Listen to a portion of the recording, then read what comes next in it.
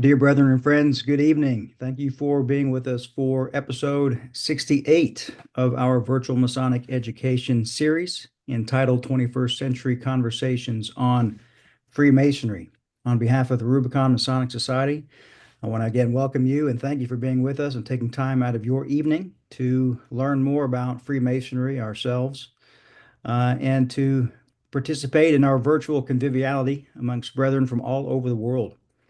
For those of you who are returning visitors to our education, as always, we thank you. We appreciate your continued support and participation. For anyone who may be joining us tonight for the first time, we welcome you, and we very much hope that you enjoy the education discussion tonight, and hope you'll come back for future episodes. And finally, to anyone that may be watching this recording on the YouTube channel of ours, please consider subscribing so you never miss a monthly episode of our Masonic education. If you ever have any interest in participating with us live, then you can always RSVP at rubiconmasonersociety.com/RSVP. Very special thanks, as always, goes to the good-looking brothers at Rubicon Masonic Society, William O. Ware Lodge of Research, and Lexington Lodge No. 1. A lot of work goes in behind the scenes, and as always, we thank you for your continued support and help to make these episodes possible. Brother Chaplain, Worshipful Brother Alan Martin, will you please do the honors of delivering an opening devotion? Be my honor, worshipful brother. Grand Architect of the universe, creator and provider of all things, we ask for your blessing this evening as we gather to continue our exploration and discussion of Freemasonry. Endue us with the competency of your divine wisdom, enabling us to better apply the principles of our craft as we labor to become better men. These things we ask in your holy name. Amen. So mote be. Thank you, brother. Gentlemen, our virtual Masonic education is supposed to help us to become better men, always devoted to our family, our faith, our country, our neighbors. And we all come together this evening to learn, to subdue our minds, to subdue our passions, to discipline our minds, and to improve ourselves through the tools of Freemasonry. As a disclaimer, as you know, any opinions expressed during this education will be those of the presenter or participant. They do not necessarily reflect the views of any lodge or Grand Lodge or the Rubicon Masonic Society. By participating with us, you, as usual, consent to our disclaimer, which can be found at rubiconmasonersociety.com/disclaimer. As you know, brethren, these are not tiled meetings. Masons and non-Masons are more than welcome to attend and participate, so just please always be mindful that anything mentioned or discussed should be suitable for Masons of all degrees as well as non-Masons. No alcohol, no smoking, no eating, no foul language at any time, no discussion of politics or religion. We appreciate you respecting our protocol. In an effort to best ensure that our meetings go as smoothly and are as enjoyable as possible, we recommend the following. If you're able to do so, we always recommend coat and tie as the proper attire for our meetings. If you haven't already done so, please type your name and any appropriate Masonic title under your location, so that way you can identify yourselves to other visitors on our program this evening. If you're not a Mason, please simply type guest after your name. Please enable your video camera. We do want to see you. Please reduce background noise. Keep your microphone muted when not speaking. Turn off other computer programs, and always be patient should any technical difficulties occur. With that being said, having gone through our protocol, we will jump right into the business of the evening. Tonight's presenter is Most Worshipful Brother Charlie Murphy. And to give a proper introduction of Most Worshipful Brother Dan Kemble, will you please do the honors? Brethren, our presenter this evening is Most Worshipful Brother Charles R. Charlie Murphy. He served as Grand Master of the Grand Lodge of Ohio in Masonic year 2008 and 2009. He's a graduate of Lawrence University in Wisconsin. He spent his professional career as a business executive in several different fields. He's also an accomplished dog breeder and trainer. He's a member of Genoa Lodge 433 in Ohio and currently serves as master of that lodge. In addition to his many other activities, he's the editor of the Masonic Bulletin, a publication covering Masonic activities for Ohio and Southeast Michigan. His commitment to Masonic education is evidenced by his service to the Midwest Conference on Masonic Education and his chairmanship of the Grand Lodge of Ohio's Committee on Masonic Education. He's a founding member and dean of Ohio's Royal Scofield Society, which exists to reward those who value Masonic education and to work to put that education into action. He's here with us this evening to discuss the Royal Scofield Society. And most worshipful Brother Murphy, the floor is yours, sir. Thank you, Dan. I appreciate it. I was also very pleased when I looked at the photo here and saw that it was almost 20 years old. I appreciate that. I was tempted to keep my face off the thing because of how I don't really look like that anymore. But I do appreciate the fine introduction and look forward to comments and conversation this evening. What I just put together a couple bullet points to talk about the society, starting with its founding, how it originated, and then a little bit about what we're doing today. But I hope that there will be some comments, questions along the way. I did see some of the participating brothers, and some of the ones I know will probably interject a lot, so that's fine. I would like to say though that I was just diagnosed with norovirus. So if I lose my way here just a little bit, I apologize with that. But as long as I'm not infecting anybody and I'm on the other end of the screen, I think we'll be okay. No problem. The Royal Scofield Society started in 2018. I was a chairman of the education committee at that time, and Right Worshipful Brother Jessa Rains was Deputy Grand Master. And the committee always invites the Deputy Grand Master of Ohio in June to come make a presentation to the education committee to see if there's anything we can do to help if he happens to be elected Grand Master in October. So Right Worshipful Brother Rains was very pleased to come and present to our education committee. And one thing he said was he wanted to go a little farther with Masonic education. What we had in Ohio up to that point was a series of Grand Lodge code courses, and they were very, very informational, and everybody should take them. They're wonderful courses, but all they did really is stop at teaching our code as it is today. What they didn't get into is brother's personal connection with Freemasonry and how he interacted and how Freemasonry may or may not have benefited him and he Freemasonry the same token. So what he told us is that if we were able to come up with something interesting and he was elected Grand Master in October, he would support us fully in the form of an edict so we could get a full year of existence under our belt and move forward. So we decided to take his advice. And he did say that the Grand Lodge of Maryland had already established a program on the Grandview platform, which is the platform we use for membership database purposes. It was pretty much brand new to us at that time, Grandview was. But we decided we would, and we had Maryland's permission to look at it. So we decided to take theirs and really kind of work it and tweak it and make it work for Ohio. Now, at the time, the Grand Lodge Education Committee in Ohio consisted of one member from every district, and we had 25 districts. So it was a decent sized committee of 25 people, plus the chairman, of course, trying to work through things and make them happen. So what we decided to do was Maryland had 5 essential elements in their program. One was regarding the EA, one was regarding the Fellowcraft, one was regarding the Master Mason, one was the the ceremonies of the Grand Lodge of Maryland, and the other was the ancient charges. So what we did is we split the 25 districts into 5 regions and assigned each of those 5 regions one of the tasks to update it from Maryland and turn it into an Ohio document at that point, with Maryland's permission, of course. So that was going pretty well. And what we ended up doing is we had 5 guys who really kind of met and tried to tweak it and move it forward while this was all happening. And one thing that we realized was that if the society, or whatever, we hadn't even named it at that point, if the society was going to be something that we could count on for the long term, we thought it really probably needed to be codified into the Ohio Grand Lodge Code. Now, I can't speak for Kentucky, but I can tell you that getting Ohio code changed is like pulling teeth on a bear.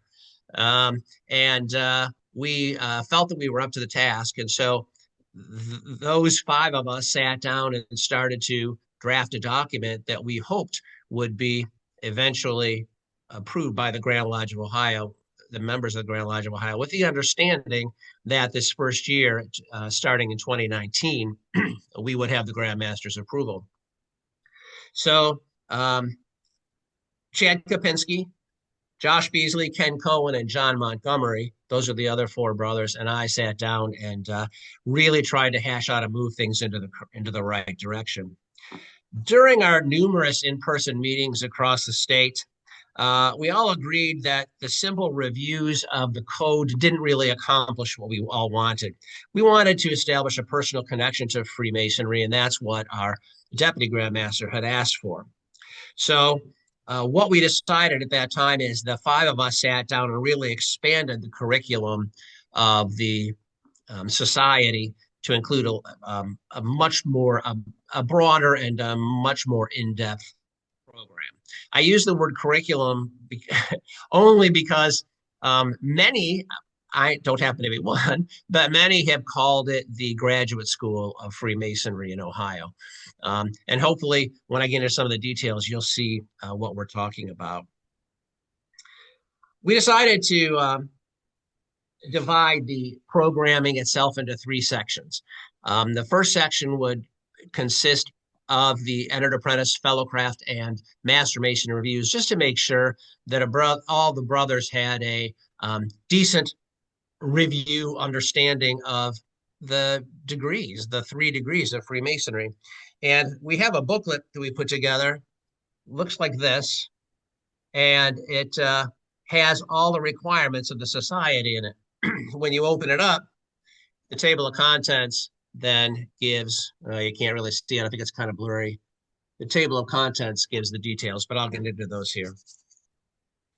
The three sections we decided to break them into, the first, as I said, was the Fellow of the Craft, which was the review of the 3 Masonic degrees. Then we decided to get into the second section, which we then called the Pillar of the Craft. And to complete the Pillar of the Craft, you would need to go a little more in depth. We still had the ancient charges and the ceremonies as a part of that. And those were all online courses, as were the EA, Fellowcraft, and Master Mason. But then we ended up getting into essays and reviews and reflections to proceed further. After a brother would complete any of the sections, Fellow of the Craft, for example, he'd get a certificate saying he's a Fellow of the Craft. Same with the Pillar of the Craft. And then the Master of the Craft only happens once a year, the induction ceremony in conjunction with Grand Lodge of Ohio. And at that time, they get a beautiful framed certificate with, wax seal, all the works. Get a jewel that wear around your neck. In lodge, there are only 3 jewels that can be worn in a lodge, other than officers' jewels, obviously, non-officers' jewels, I should say, in a lodge in Ohio, and they are the Knight of the York Cross of Honor, the Ohio Medal of Honor recipients, and the Masters of the Craft of the Royal Scofield Society. The first section, the Fellow of the Craft, as I said, has the 3 degrees. And the second section starts with the other 2, the ancient charges and ceremonies.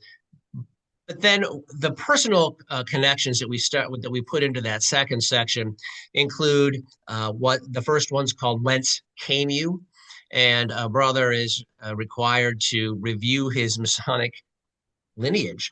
Essentially, it could be the master that raised him and some details about that brother and the person that raised him, or it could be family members who were Freemasons and had an impact on you, but at least two in your lineage. And we would ask for the degree dates and a little bit about them, to tell a little bit about them. So that's called the Whence Came You. Next, we have the What Came You Here to Do? And the What Came You Here to Do section asks a brother to elaborate on the meaning of each of the working tools to him in his life, how they've impacted his life, and or maybe how he's been impacted or impacted others by their use. And then another section or not the last component of that section is called Travel in Friendly Lands. And the brother who is participating needs to travel to 3 other lodges, not his own lodge, in his district. He's to report on those visits, get signatures documenting his attendance, and then write a reflection on the visits, how they compare to his own lodge, that type of thing. Each of these reports that I just mentioned that are more essay-based we're no longer in Grandview. Those actually get emailed to the regents. We have 6 regents, and each of the regents is responsible for completing one of those sections. We have 6 regents each year. They rotate 2 off and 2 new ones on. So every regent has a 3-year tenure. The third section, Master the Craft, challenges the brother to a broader view of Freemasonry in general. The reflections included in this section include universality, which is where a brother has several different options to find commonalities in Freemasonry. For example, reading the Mother Lodge or the Ohio Ritualist's Guide to World Religions, or comparing several facets of the Ohio Masonic Code with those same facets of other jurisdictions' codes. And we found that to be very, very popular. A lot of these brothers are loving to get into other districts' codes and to compare them to Ohio. Also in that third section is an assignment called Improving in Faith Masonic Knowledge, where the brother is charged to review one of a number of approved titles and then respond to the text's relevance to its accuracy, etc., in Freemasonry today. And then also in the third section is Improving Masonic Knowledge. And in this one, the brother is charged to review one of a number of approved titles. I'm sorry, I'm repeating myself. I told you I'll blame it on the illness. The other one that is set into the regents is Travel in Foreign Lands, which is similar to Travel in Friendly Lands, but it requires reports of visits to 5 lodges outside his district. And we've seen, as a result of that, not only other adjacent districts, we've seen other states, we've seen visits to Scotland recorded, to Japan. It's been a fascinating read with these visits to foreign lands. All of the ones we just talked about are submitted to the RSS, the Royal Scofield Society website, where it's reviewed by a regent. And in this, where the work is always returned to the brother, either as satisfactory, thank you for your submission, here's what we liked about it, or it's returned him and said, this needs a little more work. Here's what we're looking for. Here's what our expectations are moving forward. Then other elements, these are just strictly reviewed, but they're not actually graded. One's called Applied Education, and that's where a brother has to mentor a candidate through all 3 degrees or serve as an education officer for a full year. Sprig of Acacia is another one where the brother writes a letter to his own lodge 50 years from now. And the letter is sealed and nobody reads it until it is returned to the lodge. And they're all housed in our Grand Lodge Museum for safekeeping. So starting in 50 years from 2019, which is when the first ones came in, these will start going back to the lodges to be read to the lodge or existing brothers of the lodge at that time. Then finally, there's another element called the masterpiece. And the masterpiece is where a brother presents personal work on Freemasonry. It should include a gift to his lodge as well as a personal component, a personal aspect of Freemasonry, and how it relates to him. That element, the topic always needs to be approved by the regents in advance. The masterpiece must be presented in a tiled lodge after it's been approved, and the brothers are always assigned a mentor. So when they're trying to prepare their masterpiece, they have someone they can, bounce ideas off of, etc. Let's see. There's also one other component called ritual component, where brothers need to present from memory either one of the Ohio's 3 lectures or all 3 of the degree charges. Now, of course, I simplified this a bit because signatures are required along the way, and there are some other verification requirements, but hopefully get the idea of what we tried to accomplish here with the society. Since the program's new to us, we really had no idea how to be received by the general membership, or if it even had a chance of being approved as a resolution at the Grand Lodge session. But we decided to present it in 2019 at the Grand Lodge anyway. And we were actually stunned and surprised that it did get approved by the brothers of the Grand Lodge in 2019 with very little dissent. One thing I didn't mention, which was kind of interesting, and it's all in our code book here, Ohio's code book, Resolution 19, that this is the only element or only thing in Freemasonry, at least in Ohio, where it specifically says in our code that as you sign into any Masonic register, if you've completed the curriculum, you then are entitled to put RSS after your name on the login sheet or sign-in sheet for the remainder of your Masonic life. Let's see. I agreed to step down as chairman of the Grand Lodge Education Committee to spearhead this endeavor, and then, if it should ever be adopted, to serve as its dean. And so that's what I've been doing since the inception of the society. Since 2019, again, we had no idea what to expect. Shortly thereafter, we ran into COVID, as most of you know. So that really messed up a lot of our plans in terms of travel and some of the other things we were trying to accomplish with the society. But still, as more and more brothers have learned about it, it's been growing rapidly. I check the numbers periodically to see what our membership is, brothers who've signed up for the society. And as of yesterday, February 23rd, 2025, we have had 1,031 Ohio Masons sign up for this program, Master Masons. So it's really taken off and to become very popular. Most of those brothers, almost all of them, are in various stages of completion.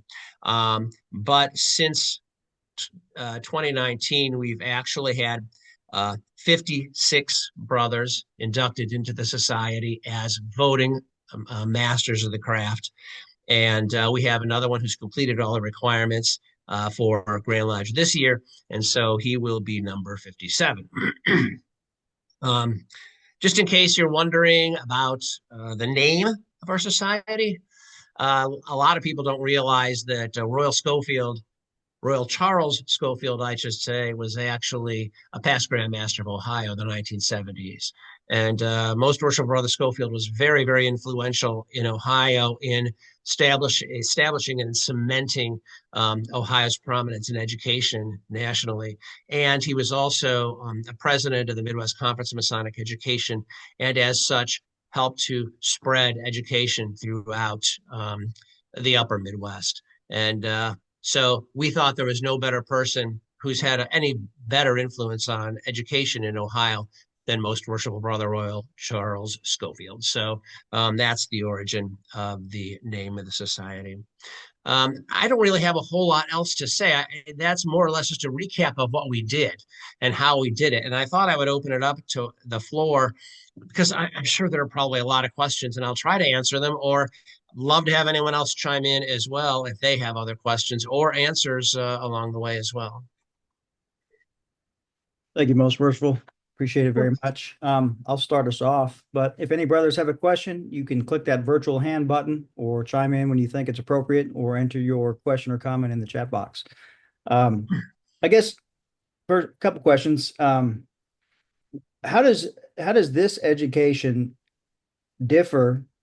Well, let me back up. What type of education takes place in Ohio in the lodges outside of this society? Is there a line that is drawn somewhere that they're getting new or different education in this society that they're not getting in their lodges? Is this supposed to just help them to get Masonic education in general? Just trying to understand the separation. Yeah, well, lodges in Ohio are varied, very varied in what they offer, and each lodge has a lodge education officer.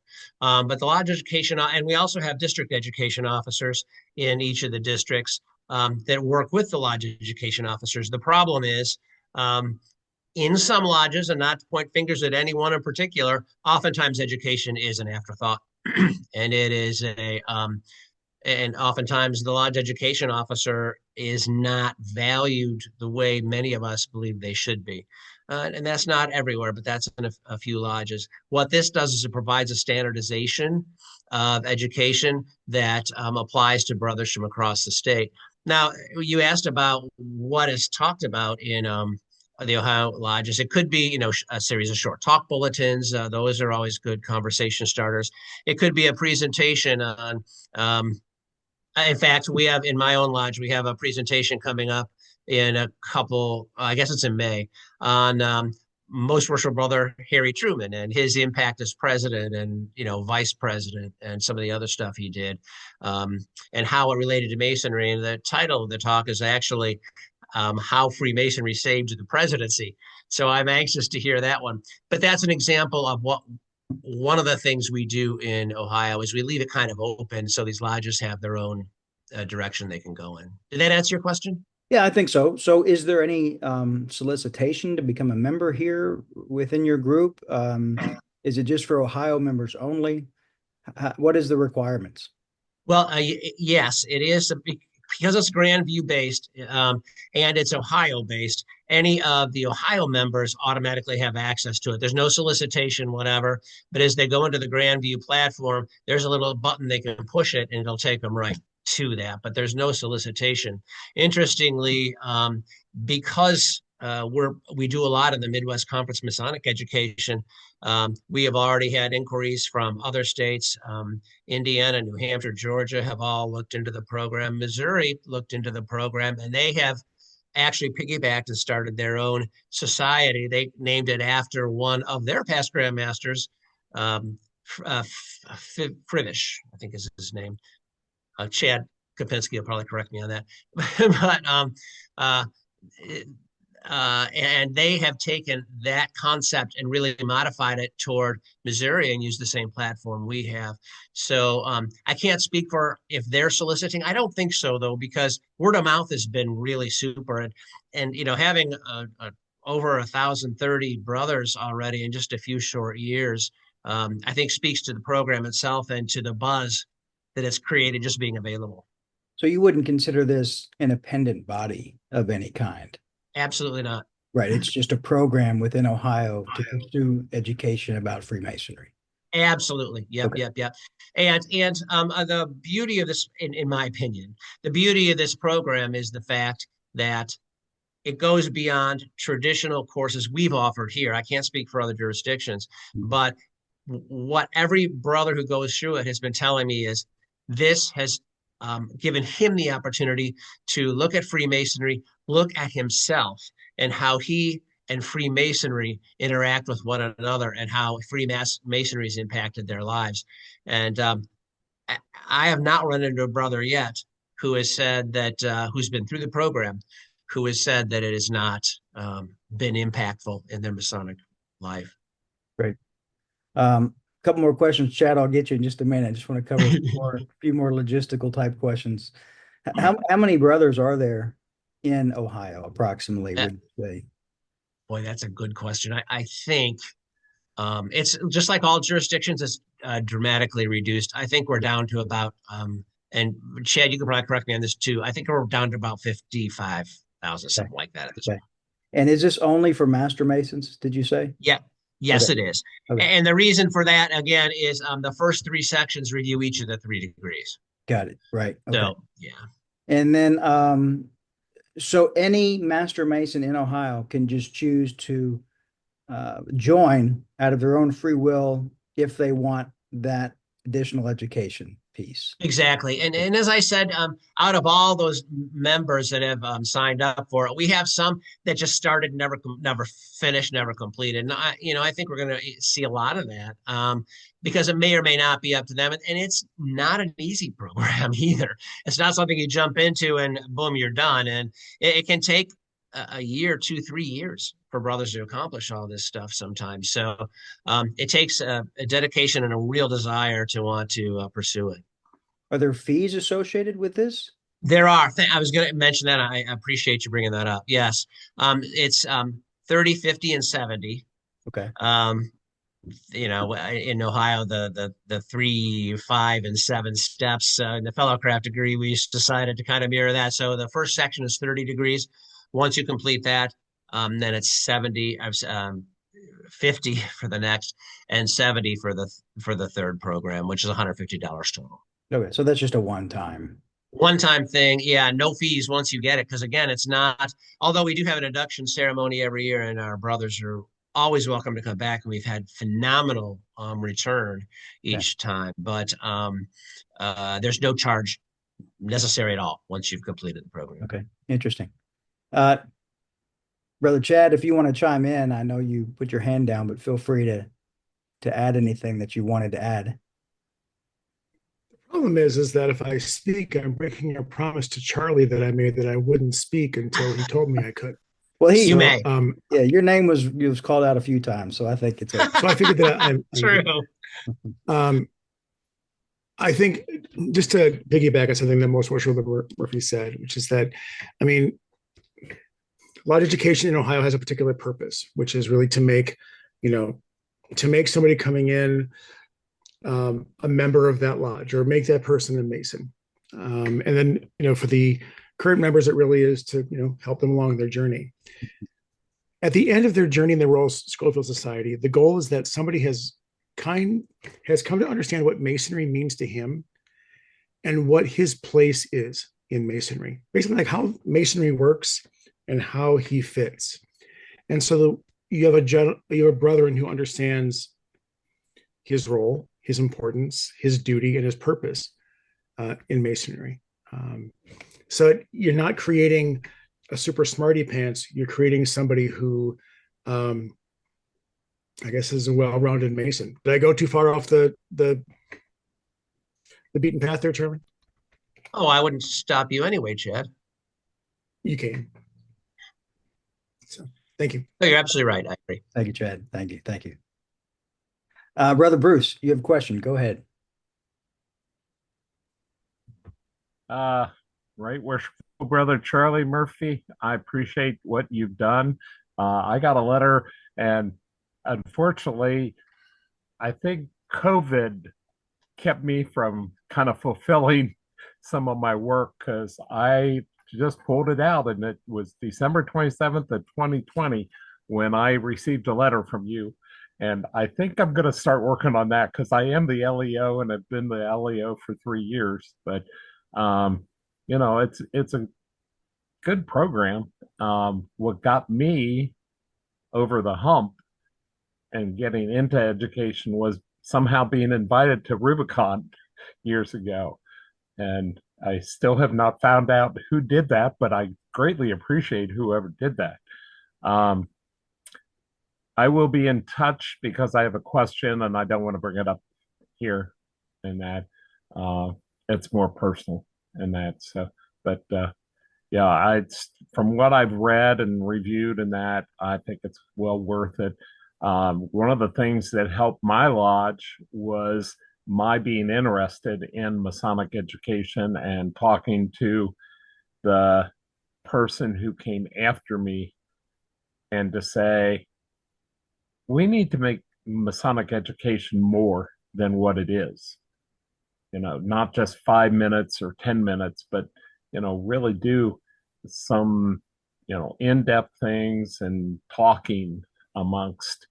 And I think that's what Rubicon helped me to do, is where now the guys are a lot more comfortable with hearing a little bit more about masonry or various parts in that. So I think the more we can help guide the rest of our lodge members into seeking Masonic education, the better it will be. So thank you very much, Agreed. brothers. Agreed. As a matter of fact, Bruce, by being a lodge education officer for a year, you've already completed the applied education portion of Royal Scofield Society. So feel free to send that in whenever you want. 3 years. I'm on my third year now. The one thing, I don't think it was Chad Kopinski, but back in 2016, when our lodge celebrated our 150th anniversary, another Chad, and I can't remember what his last, but he came down and he gave a very nice presentation during our ceremony, where he talked about a lot of things that I don't think a lot of us knew, and the one that I remember to this date was why brothers originally wore white gloves. And I thought, oh, that's kind of a cool way of hiding whether you're a manual laborer or more important type person, and you make it by using your brain. So it's all kinds of things that add to our education. So thank you again. Yeah, absolutely. And I did see someone ask about can Ohio is it open to only Ohio Masons? It's open to anyone with Grand View access in Ohio. We have a brother from Wisconsin. In fact, the education chairman of Wisconsin wanted to participate in the Royal Scofield Society, so he actually joined an Ohio lodge so he could access it. But to be honest, if someone is from a different jurisdiction and wants to join, it would be a little challenging because a lot of the questions are geared toward Ohio. And the reason it's Grandview based, so typically you'd need to have your jurisdiction be in Grandview to have this happen, if that answers the question. You I believe touched on this a little bit regarding the Grand Lodge as part of this. How would you describe the Grand Lodge involvement in this society within Ohio? Hands off. It's completely hands off. Pretty much, yeah. And it's funny, I say hands off, and then I just reflected that our deputy Grand Master, who is now our Grand Master, was inducted into the society last year. So there's interest in the Grand Lodge level, and they definitely support us.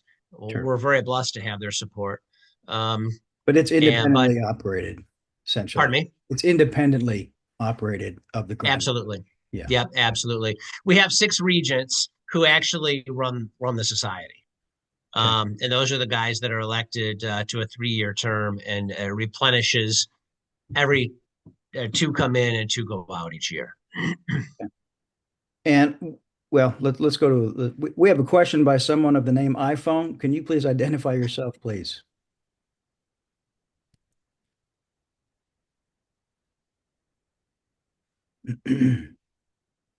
Okay, if you wouldn't mind to identify yourself, rename yourself, I would appreciate it. I think iPhone might be muted. And you're muted. Hi, my name's Brian Sostank. I just got my Master of the Craft last year, so I thought I'd say something about it. I'm number 55, and I just wanted to say that it was a very positive experience for me. you only learn so much when being brought into a lodge. It's good to see how other people do the same ritual in other lodges, and really helps you work on self-reflections. So just wanted to say that. So Thank you. And I appreciate that, Brian. I was there for your masterpiece presentation and I loved it. You were at Gibsonburg Lodge, if I remember correctly. yep, I And remember meeting you. yeah, and your presentation was on the Taekwondo or the martial arts and Uh, similarities between martial arts and Freemasonry. yeah, jujitsu in particular, exploring the parallels between that and Freemasonry. Yeah, it was a good eye-opening experience, good journey, and it's just getting started. So Well, thank you for Well, your comments. We appreciate it.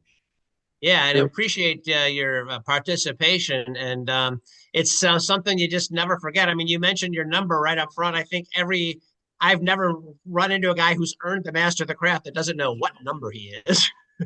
except you said your number incorrectly one time. Oh, yes, Then I did. yes. It's not that I Sorry. forget it, it's that I'm spacey. It's okay.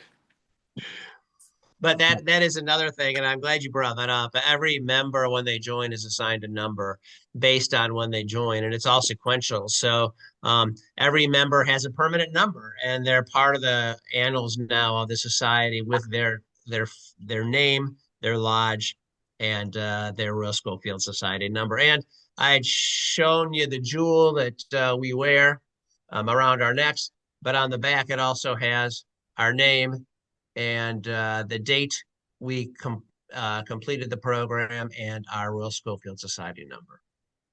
So Thank you. Brother Tracy, you put in the chat, Brother Tracy is an officer at Lexington Lodge No. 1, and he is a member in Ohio and Kentucky. It says you're one of those 1,200 that are in progress. Interesting. So when did you join that program, Brother Tracy? Prior to being a member at #1, actually.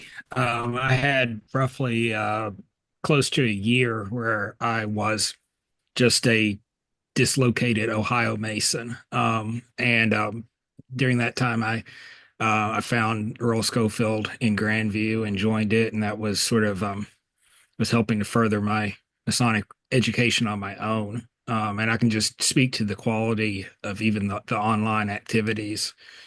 It's a wonderful program, and I certainly do hope to finish it someday. But yeah, it's just from my perspective, it's not practical for most people who are not actively attending an Ohio lodge.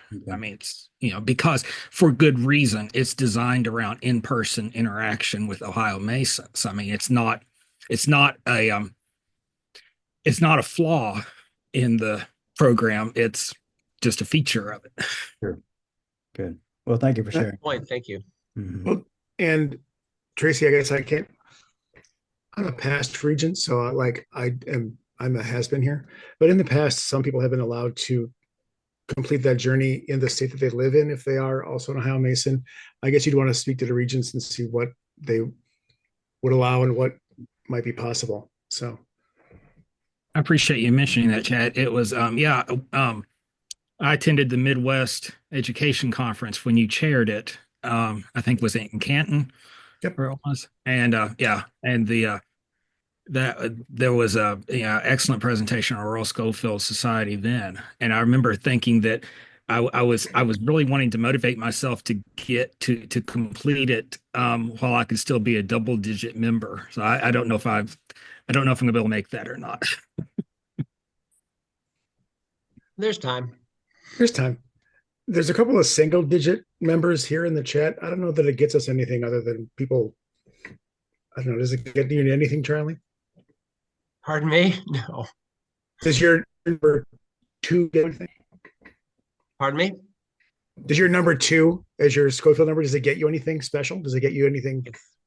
Gets me no more than your number 3 gets you, Chad, I'm sure. Right on. Just checking. But you bring up, Brother Burnett, you bring up a great point. Our the Midwest Conference Masonic Education is coming up in in Indianapolis in May of this year, and just a few months. And there's talk about the Royal Scofield Society and the Freemasonry Society of Missouri having some kind of debate or something against one another. I haven't heard the details yet. I'm interested to know what they're planning, but what we have found out is through their exploring this same program that we have explored, we have developed a great relationship with those brothers from Missouri. And I think, Chad, you could speak on that too, because that really happened when you were president of the conference. Thanks. We presented that at the Midwest Conference, and there was a fair amount of interest. There's been a proliferation in many jurisdictions of what I could best be called kind of achievement-based retention programs. And not that the Scofield Society is intended as a retention program, it's a different intention, but there are a number of programs that are out there like that. The Pathfinder, Zerbal in Ohio, there's a few others that are out there.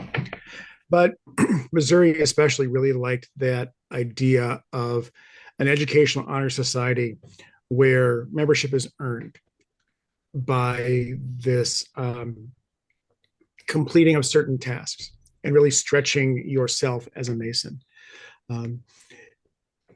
Marshall Murphy and I, we were able to work with them and talk with them and kind of help develop. They really took a lot of what we did and sort of Missouri-ized it. But that relationship has been really fruitful and really enjoyable. There's been a lot of great conversations, a little bit of rivalry when we get to see each other, but also a great amount of just fun and comparing of notes and best practices. Also, the writing, I have to say, and this is where I'll throw back to Walter Murphy and probably some of the other Scofield Society people here.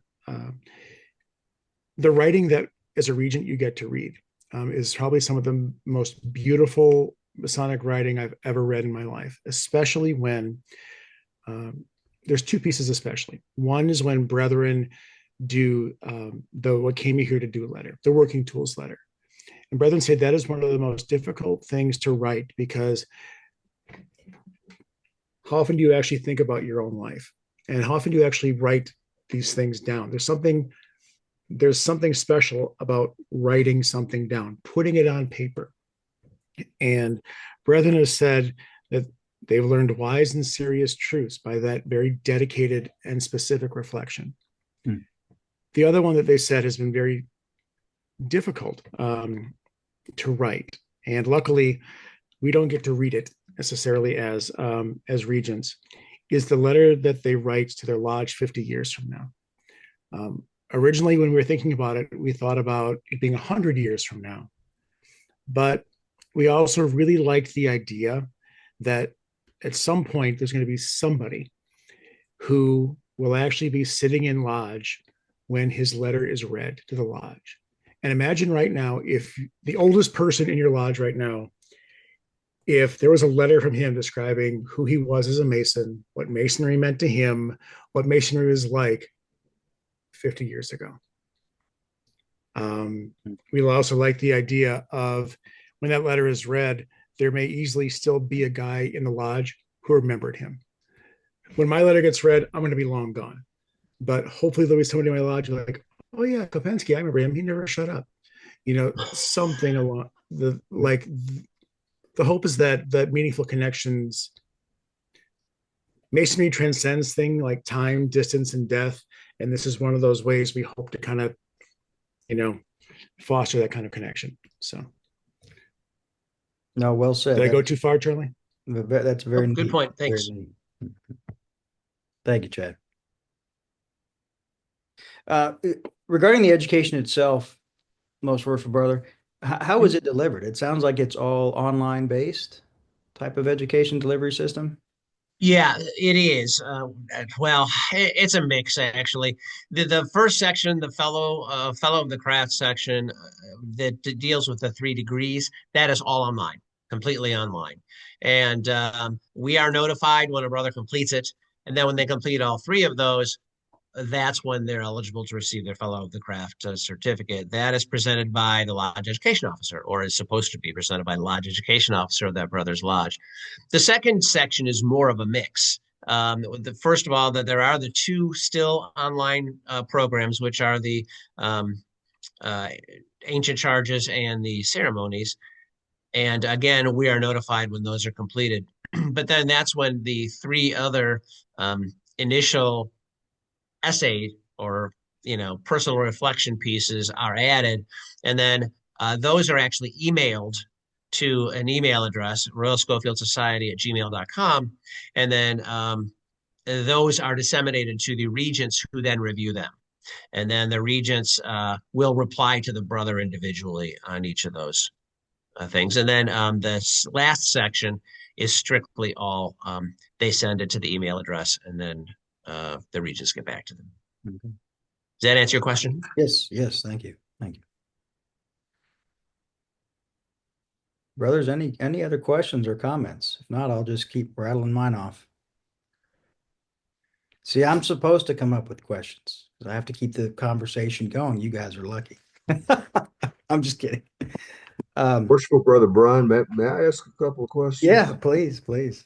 Give you a break here for a second. I actually have 2. One of them I think is fairly simple. To what extent, if any, does the Royal Scofield Society interact with the Ohio Lodge of Research? So indirectly, a lot, but it's all indirect. The Ohio Lodge of Research is very prominent here in Ohio, and the Royal Scofield Society is as well. But instead of fighting one another, we work together a lot on different projects. For example, I think you're president of it, aren't you, Chad, this year? Or just retired as president? I'm the sitting master of the Ohio Lodge of Research. That's what I meant. Truthfully, there's way too much crossover between the 2 entities. We did also, as the Ohio Lodge of Research, we reward, for lack of a better word, anybody who becomes a master of the craft. We take their masterpiece as essentially they're having presented a researched work, and we use that as a way to make them an active member. And I think we're currently the repository of them, aren't we? Yes. So we also have copies here too, but right, yes. So my other question then is this. We do not have lodge education officers in Kentucky. Probably for the last at least 30, if not 40 years, Masonic education in Kentucky has drifted into a study of our code, which we call our Grand Lodge Constitution. It's the same thing as the code. So it's a very formal Masonic education in Kentucky, when it exists, tends to be very mechanical. How do you strike a balance in determining what a Mason should study? We're all obligated to know our constitutions and our codes, so you have to study it in order to know it. But getting beyond that, where do you strike the balance in the more philosophical aspects of Freemasonry? Well, this is really how we did it in Ohio, because as I mentioned at the beginning, Dan, we were running into the same thing. We had all these code courses, which they're great courses, don't get me wrong, or Constitution courses, and they'd be called. And getting those completed really, really helps you to understand the structure of Freemasonry and how certain things are decided and done, which is wonderful.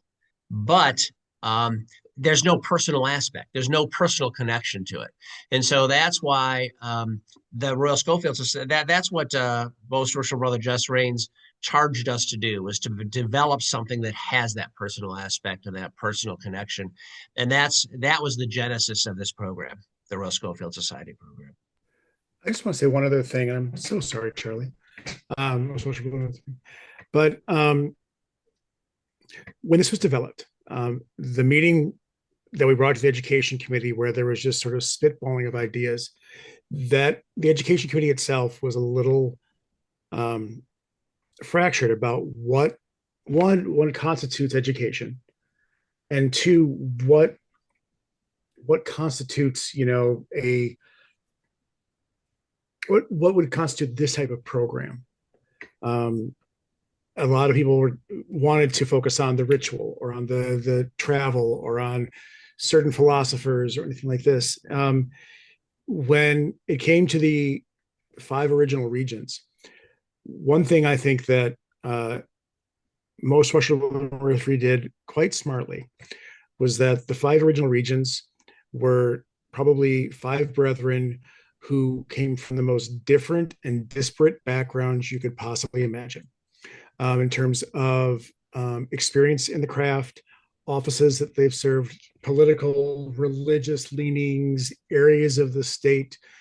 I don't know that you could have found 5 more different brethren, but that meant that every idea got tested and stretched and pushed in so many different ways that doesn't reflect one specific viewpoint, and it doesn't reflect one specific personality, for lack of a better word.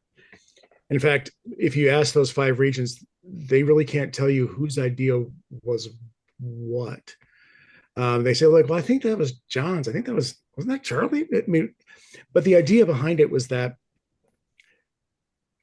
there is a certain amount of prescription that comes from the lodge. If you want to be a Mason, you need to know these things. But there's also a fair amount of description here, discovering who you are and being able to say, this is who I am as a Mason. This is where I've come from.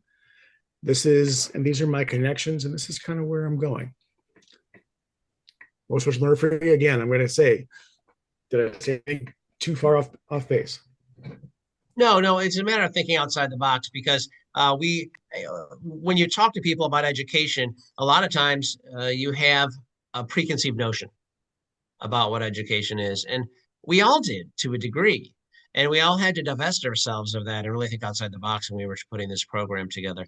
And Chad, you have a really good point, and it's absolutely true. We had brothers who were Masons 40 years and a brother who's 5 years, and we're working together to determine education for the state of Ohio and how to put this whole program together. And you're right, that was a great balance. And the fact that everybody came from a different corner of the state, we did that intentionally as well to make sure that every corner of the state was represented in the idea process here. Right. Interesting. Well, we know how difficult it is to form and run a society, an education-based society. Obviously, we're a little bit more informal. Rubicon is. We have bylaws and we have officers. So I'm assuming you guys have a set of bylaws as well that help run the organization. Yes, but what we did when we set up the resolution number 19 for presentation at Grand Lodge is we included the bylaws in that. Okay. So the resolution 19 actually covers our code of how we operate. It covers our elections of regents. It covers those things, at least on a thumbnail basis. Yes, we've obviously expanded it to a degree as well, but that was all actually codified for us. So it makes it easy. Now, the problem is if we want to change something, we have to go back to Grand Lodge and ask them to change it. So that could be an issue moving forward. I don't know, but that's where it is in our society. Okay. Well, that's great. No, that's terrific. I think we're all here for the same purpose, which is to better understand Masonry, which hopefully helps us to better understand ourselves, to be better men and to be better examples. So it's admirable. It's a very unique program. I'm glad you brought it. I was not aware of it. It's very interesting. Very interesting. Well, I appreciate I love talking about it any chance I get. So I really appreciate the forum. And I didn't know much about the Rubicon Society either. And so I had to look that up. And I love all what you guys do too. So I appreciate being a part of the Rubicon Society and being able to make a presentation to you guys. Thank you. Well, thank you. It's our pleasure. It's our pleasure. Brothers, any other questions tonight or comments for Most Worshipful Charlie Murphy or about the Royal Scofield Society or anything else? Excellent. Well, your presentation was short. Our question and comment section really was about normal. So if unless you have anything else you want to add, Most Worshipful, we'll just proceed to end it here and move forward with the evening. I don't have anything to add, but I will say, questions always come up, and if something hits anyone after the meeting or whatever, feel free to send us an email at Royal Scofield Society at gmail.com, and we'll try to answer your questions for you. Excellent. Thank you very much. Brothers, looks like we have a quick question. Brother Brian? Yes. I'd like to make an announcement for an upcoming event in Cincinnati, and that is Scottish Rite is going to be celebrating our spring reunion, and it's going to be a very special event because 200 years ago, I think to the date, which is May 5th of 2025, Lafayette, the Marquis de Lafayette, came up the Ohio River and landed on, I think he was across the river in Covington, Kentucky, and then came across the river to Cincinnati. And one of our lodges was named after it, which was Lafayette Lodge. And it's going to be quite a big celebration of that 200th anniversary. Also, unfortunately, that is the final reunion at the Cincinnati Masonic Center. We have had to sell that center, and we are going to be moving to a building called the Phoenix, which is still in downtown Cincinnati. But I'd like to invite you all if you can make the trip. And we're going to be doing the 4th, 14th, 15th, 20th, and 32nd degrees of the Northern Masonic jurisdiction.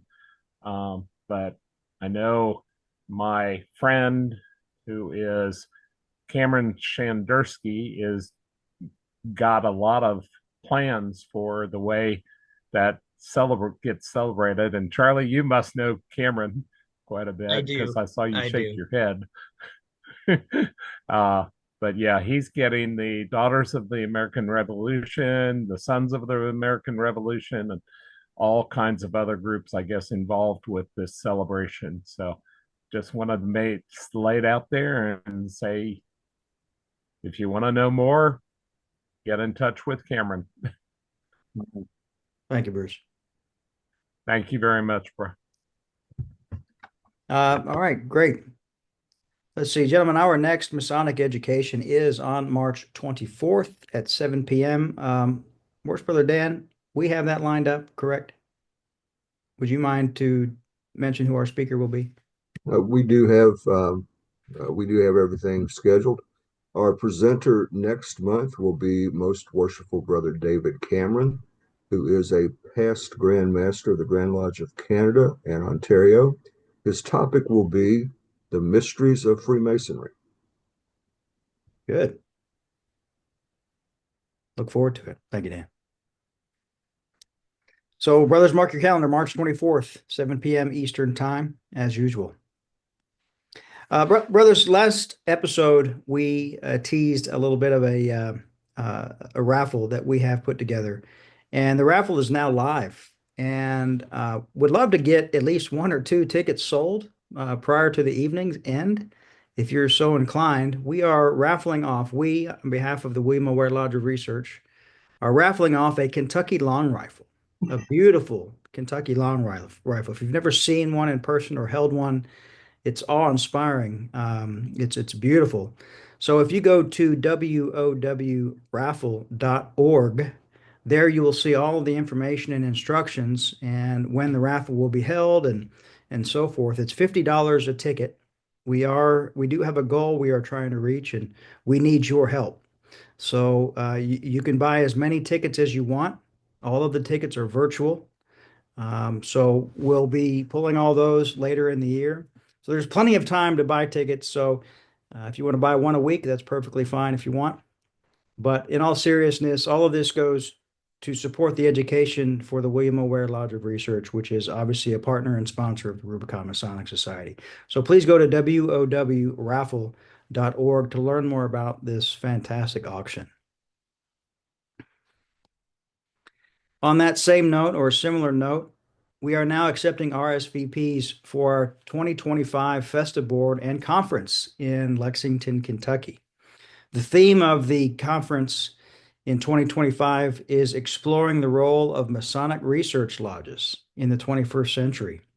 If you go to RubiconMasonicSociety.com/conference 2025, there you will be able to see all of the details and speakers lined up for this fantastic conference, information about the Festa Board, how to RSVP and submit your payment.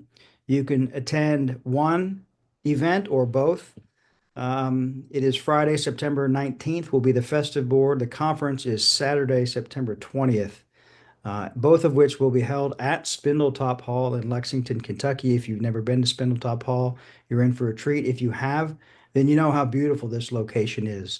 It's an excellent environment to enjoy the convivialities of Freemasonry together. So please go and check that out. Submit your RSVP. There are limited spaces. So once our limit is reached, you will not be able to attend. We're not doing anything online. So we strongly encourage you to submit your RSVP for one or both as soon as possible. RubiconMasonicSociety.com/conference 2025. Worship Brother Dan, anything else you want to add for that? Either of those items.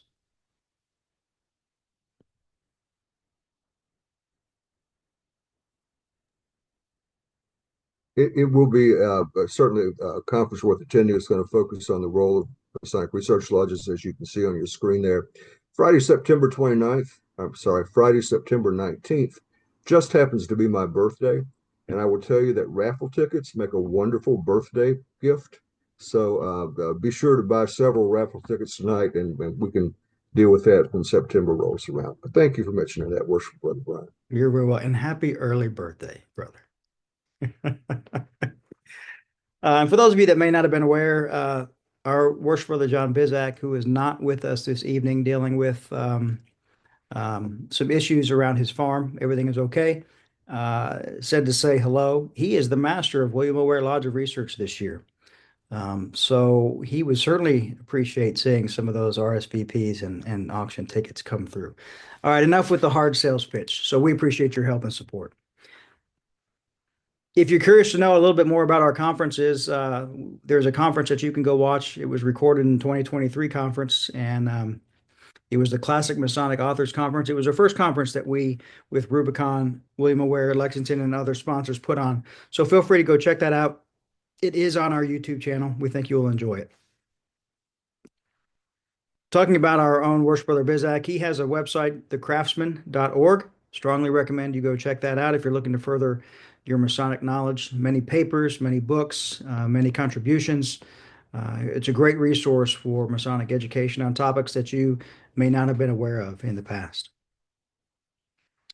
Along those similar lines, we are proud to be in sponsorship relationship with the Philalethes Society. The Philalethes Society is the oldest independent Masonic research body, established in 1928.